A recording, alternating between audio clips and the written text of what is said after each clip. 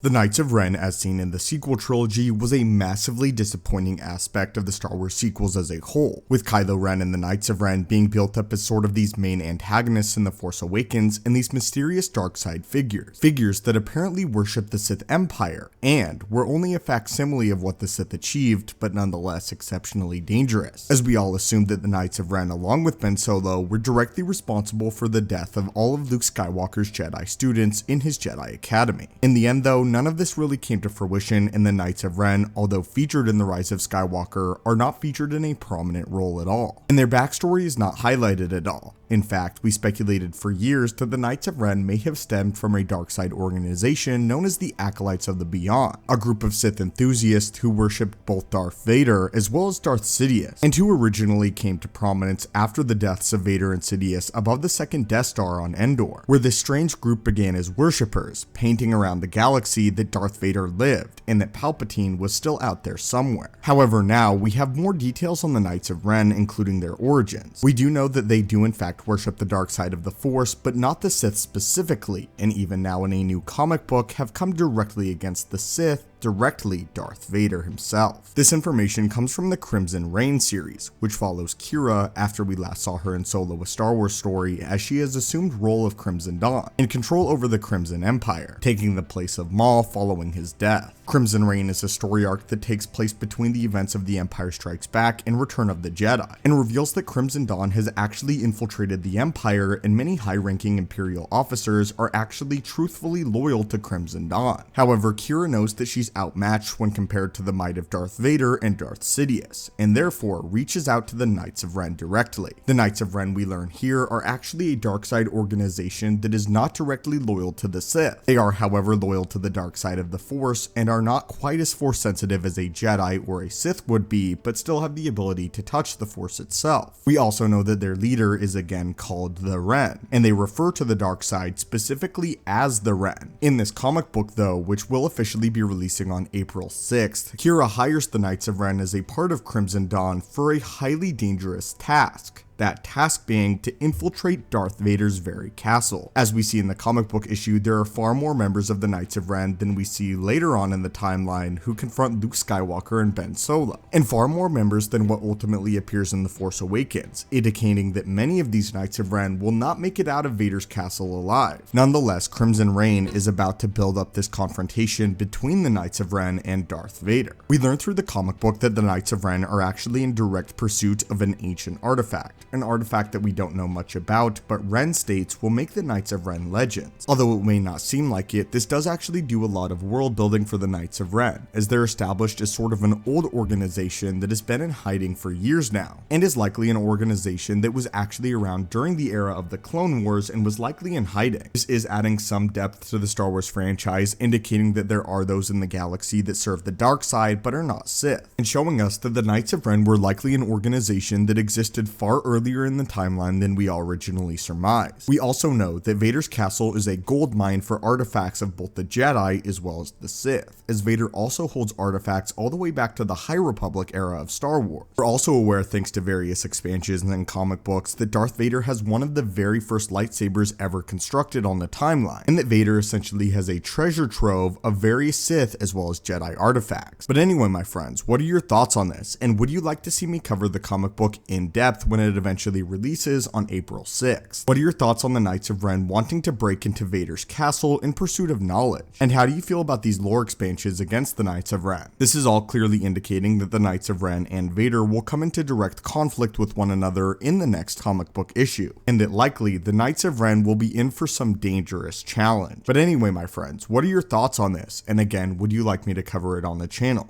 As always, my friends, may the Force be with you, and I hope you have a great day.